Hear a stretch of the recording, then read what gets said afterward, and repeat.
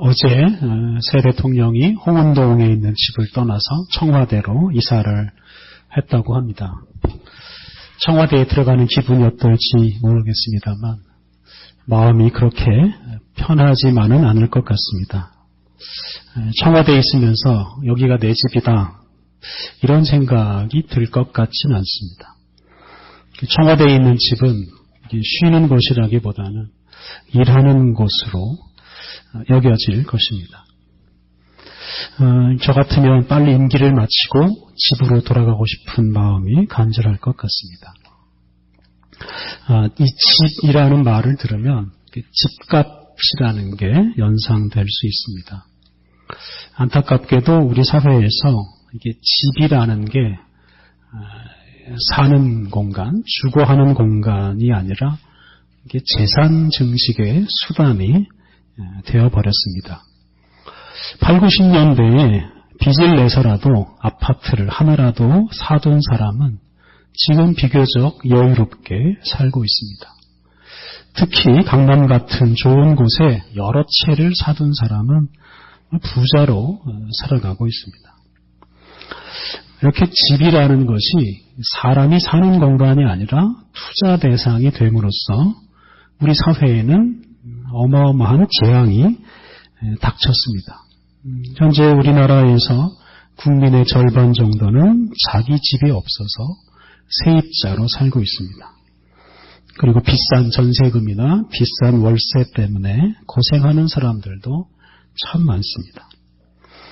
우리 사회에 집을 가지고 돈을 벌려고 하는 이런 사람들이 많다 보니까 그만큼 집 없는 사람들의 서름도 큽니다.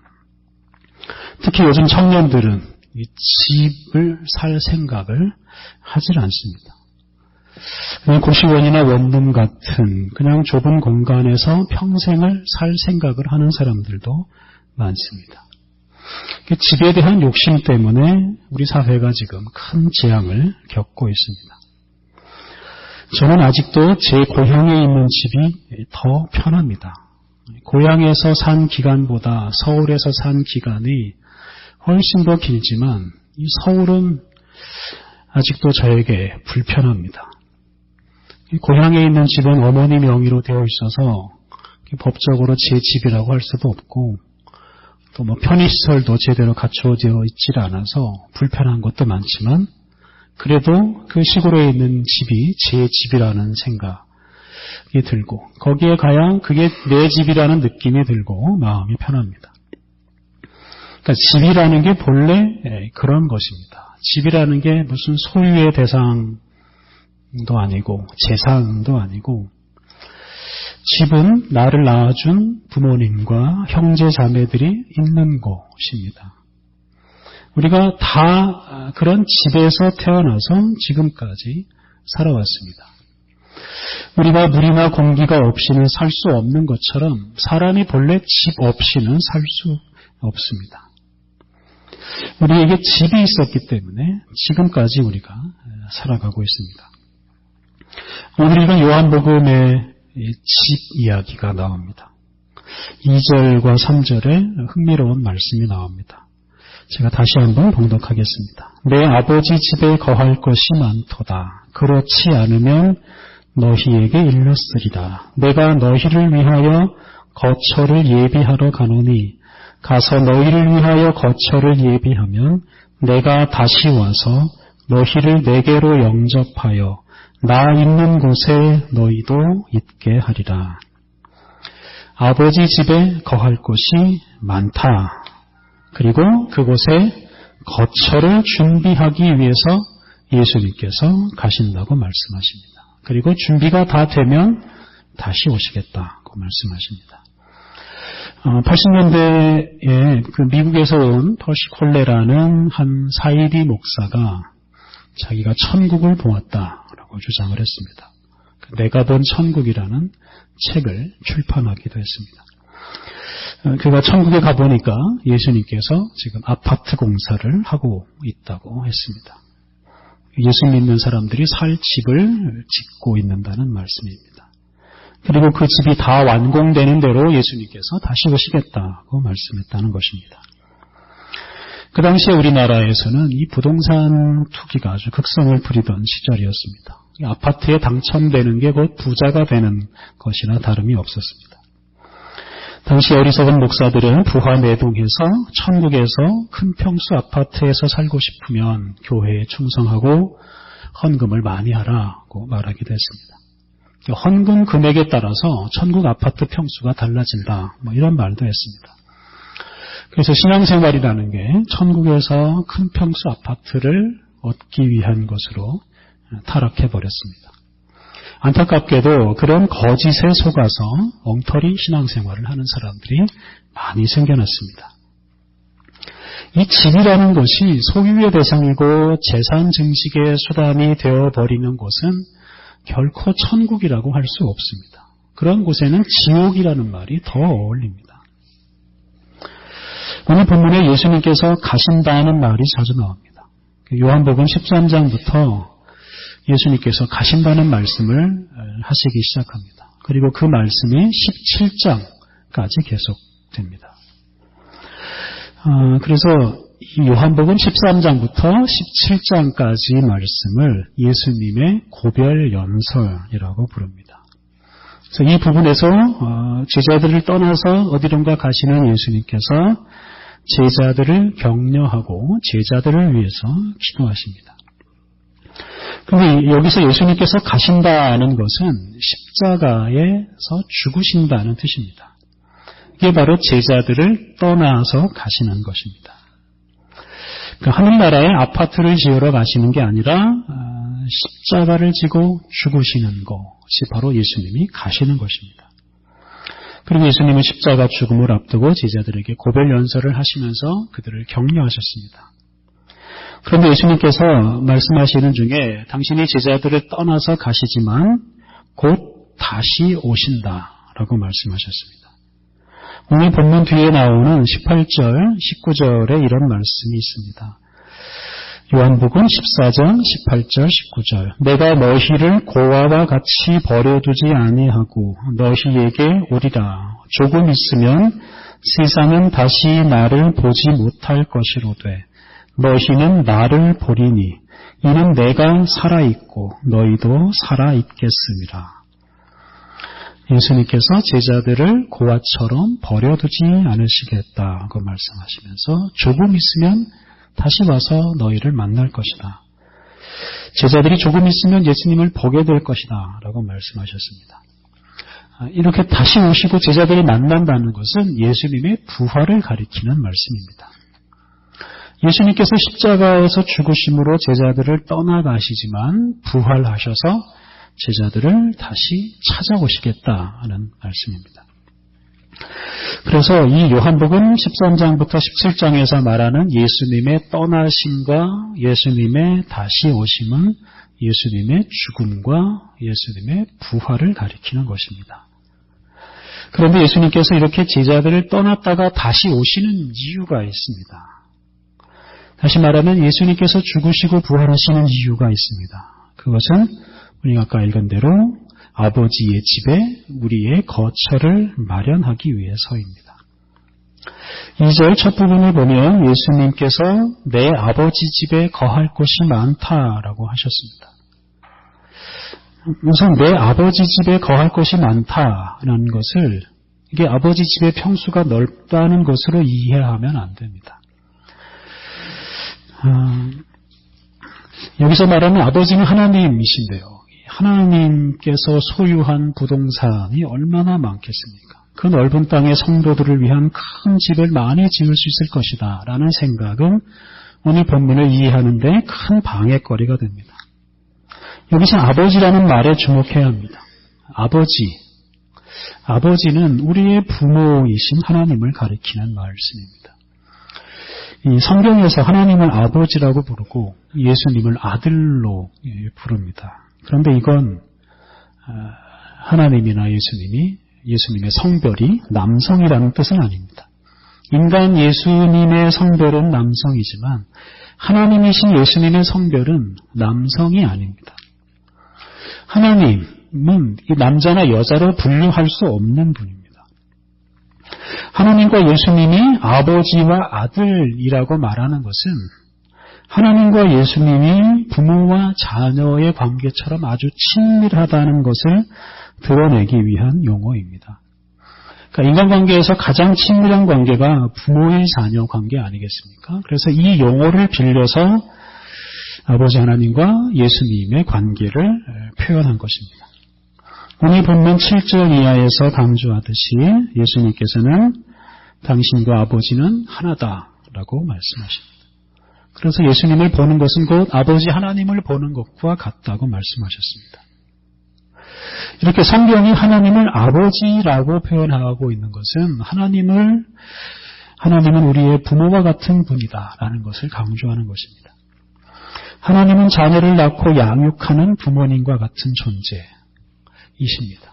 그런데 이 하나님이 예수님의 아버지, 예수님의 부모일 뿐만 아니라 우리의 부모이시고 또한 온 세상의 부모이십니다. 하나님은 우리의 엄마요, 하나님은 우리의 아빠이십니다. 하나님을 통해서 우리가 생겨났고 우리가 살아갈 수 있는 이 세상이 생겨났기 때문에 그렇습니다. 그래서 내 아버지의 집은 바로 우리가 태어난 곳입니다. 내 아버지의 집은 곧 우리의 고향과 같습니다. 우리가 모두 아버지 하나님의 집에서 태어났고 우리가 그 아버지 하나님의 은혜로 살아가고 있습니다. 바로 우리가 태어난 그곳, 바로 그것이 아버지의 집입니다. 그리고 그곳에 우리가 거할 곳이 많이 있습니다. 내 아버지 집에 거할 곳이 많다는 것은 아버지 하나님께서 예수님과만 친밀한 관계, 하나 되는 관계를 누리는 게 아니라 온 세상 모든 사람들과 그런 관계를 맺으시겠다는 뜻입니다. 아버지 하나님의 품은 아주 넓어서 모든 성도와 온 인류를 품을 수 있다는 뜻입니다. 그 하나님의 품에 우리의 거처를 마련하시기 위해서 예수님께서는 십자가에서 죽으시고 부활하셨습니다. 예수님은 당신의 죽음과 부활을 통해 사람과 하나님이 만나서 함께 살 수 있는 길을 여십니다. 아버지 하나님의 품을 떠난 사람들, 그리고 죄로 인해서 아버지 하나님으로부터 멀어진 사람들, 고향이신 아버지 하나님을 잃어버린 사람들, 예수님께서 당신의 십자가의 죽음과 부활을 통해서 그런 사람들을 회복시켜서 다시 아버지 하나님의 품에서 살게 하십니다. 6절을 읽으면 이것이 더 명확해집니다. 6절 예수께서 이르시되 내가 곧 길이요 진리요 생명이니 나로 말미암지 않고는 아버지께로 올 자가 없느니라. 예수님께서는 아버지 하나님께로 가셔서 아버지 하나님 안에 제자들이 살 수 있는 거처를 마련하시는데 그 아버지 하나님께 가는 길은 곧 예수님 자신이십니다. 십자가에서 죽으시고 부활하신 예수님이 바로 아버지 하나님께로 가는 길입니다. 하늘나라에 가는 길이 따로 있는 게 아닙니다. 하늘나라는 우주선을 타고 가는 게 아닙니다. 그 길은 예수님이십니다. 예수님은 그 길을 만드시기 위해서 십자가에서 죽으시고 부활하셨습니다. 우리는 십자가에서 죽으시고 부활하신 예수님을 통해서 아버지 하나님에게 갈 수 있고 아버지 하나님과 하나가 되는 친밀한 교제를 나눌 수가 있습니다. 예수님은 십자가에서 죽는 곳으로 제자들과 영원히 이별한 것이 아니라 오늘 본문의 약속대로 부활하신 예수님은 제자들을 다시 찾아가셨습니다. 갈릴리로 도망쳐 버린 제자들을, 문을 걸어 잠그고 방 안에 처박혀 살던 제자들을 예수님께서 찾아가셨습니다. 그리고 그들로 하여금 아버지 하나님에게로 인도해서 아버지 하나님과 함께 살게 하셨습니다. 아버지 하나님과 친밀한 관계를 맺고 살게 하셨습니다. 죄로 인해서 원수가 되었던 하나님과 하나님의 백성들의 관계를 십자가의 죽음과 부활을 통해서 허무시고 부모와 자녀의 관계를 회복하게 하셔서 화목하고 사랑스러운 관계를 맺고 살게 해주셨습니다. 우리들을 그와처럼 홀로 외롭게 살지 않게 하시고 부모이신 우리의 엄마요 우리의 아빠이신 하나님의 사랑을 받는 사람으로 자신 있고 당당하게 살게 하셨습니다. 요즘 우리가 사도행전을 묵상하며 확인하고 있는 것처럼 부활하신 예수님을 만난 제자들은 정말로 담대해졌습니다. 그들을 죽이려고 하는 사람들이 가득한 예루살렘 한복판에서 그들은 부활하신 예수님을 전했습니다. 예루살렘의 종교 권력자들이 목숨을 위협하면서 예수님 전하는 것을 방해했지만 제자들은 목숨을 걸고 그 일을 계속했습니다. 그런 사람들 중에 한 사람이 바로 오늘 우리가 읽은 사도행전에 나오는 스데반입니다. 스데반은 당시 예루살렘 교회의 지도자였습니다. 사도행전 6장부터 스데반 이야기가 나옵니다. 이 성도들의 수가 증가하고 돌보아야 할 성도들의 수가 많아지니까 그 당시 교회가 새로운 지도자 7명을 선출했습니다. 그런데 그 지도자들 역시 다른 사도들과 마찬가지로 부활하신 예수님을 전하는 일에 앞장섰습니다. 스데반도 다른 사도들처럼 예루살렘 중심부 성전에서 사람들에게 부활하신 예수님을 전했습니다. 스데반은 특히 유대인들이 생명처럼 아끼는 그 예루살렘 성전에 하나님이 계시지 않다라는 이런 말씀을 외쳤습니다. 하지만 스데반이 전하는 말을 깨닫지 못한 유대인들은 스데반의 설교를 듣고 마음에 찔리면서도 오히려 분을 내고 스데반에게 달려들어서 돌을 던져서 스데반을 죽입니다. 오늘 우리가 읽은 본문은 돌에 맞아서 죽어가는 스데반을 묘사하는 말씀입니다. 55절 56절에 죽어가는 스데반의 모습이 나옵니다. 스데반이 성령 충만하여 하늘을 우러러 주목하여 하나님의 영광과 및 예수께서 하나님 우편에 서신 것을 보고 말하되 보라 하늘이 열리고 인자가 하나님 우편에 서신 것을 보노라 한대. 스데반은 지금 죽음이 닥쳐오는 중에도 하나님 우편에 서 계신 부활하신 예수님을 바라봅니다. 그가 지금 돌에 맞아서 죽음의 고통을 겪고 죽음에 이르고 있지만 그는 부활하신 예수님의 은총을 힘입어서 기쁨을 누리고 있습니다. 59절 60절을 보면 스데반이 죽어가면서 드리는 기도가 나옵니다.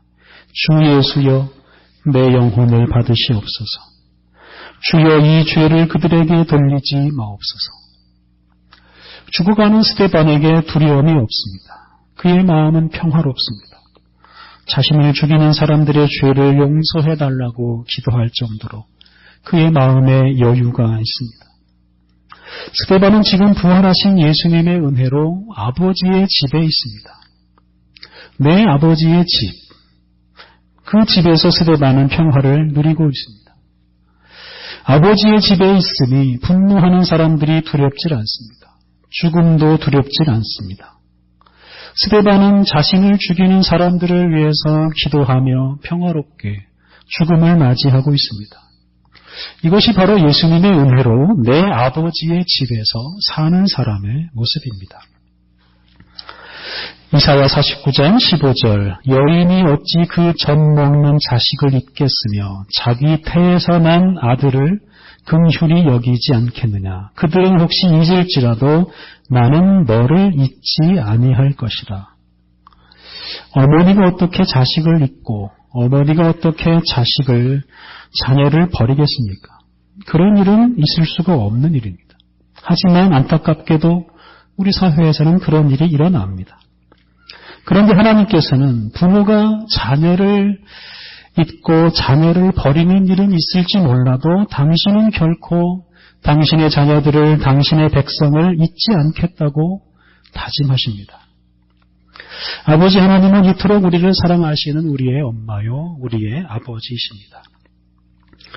사랑하는 성도 여러분, 십자가에서 죽으시고 부활하신 예수님께서 우리로 하여금 그 아버지 하나님의 집에서 살게 하십니다. 하나님은 하늘 먼 곳에 계시지 않습니다. 하늘의 집은 저 먼 곳에 있지 않습니다. 우리가 부활하신 예수님을 주님으로 모시는 순간 우리는 아버지 하나님과 함께 아버지 하나님의 집에서 살게 됩니다. 아버지 하나님께로 가는 길이신 예수님과 함께 할 때 우리는 아버지 하나님의 품에서 평화를 누리며 살아갈 수 있습니다. 부활절 절기를 보내는 성도 여러분, 예수님은 우리를 하나님의 집에서, 하나님의 품에서 살게 하시기 위해서 십자가에서 죽으시고 부활하셨습니다. 이 예수님을 주님으로 영접함으로써 아버지 하나님의 큰 사랑을 누리고 하나님의 집에서 사는 사람답게 늘 담대하게, 늘 평화롭게 살아가시기를 바랍니다. 우리 함께 기도하시겠습니다. 하나님 감사합니다. 우리를 고아처럼 버려두지 않으시고 예수님을 통해 우리를 찾아오시고 또한 우리를 아버지께로 인도하시니 감사합니다. 우리를 하나님의 집에서 살게 하시려고 십자가에서 죽으시고 부활하신 예수님의 은혜를 우리들이 충만하게 누리게 하옵소서. 부활하셔서 세상 끝날까지 우리와 항상 함께 하시는 예수님을 영접함으로써 지금 여기 하나님과 함께 사는 은혜를 누리게 하옵소서. 내 아버지의 집에서 평화롭고 담대한 인생을 날마다 살게 하옵소서. 우리 주님 예수님의 이름으로 기도드립니다. 아멘.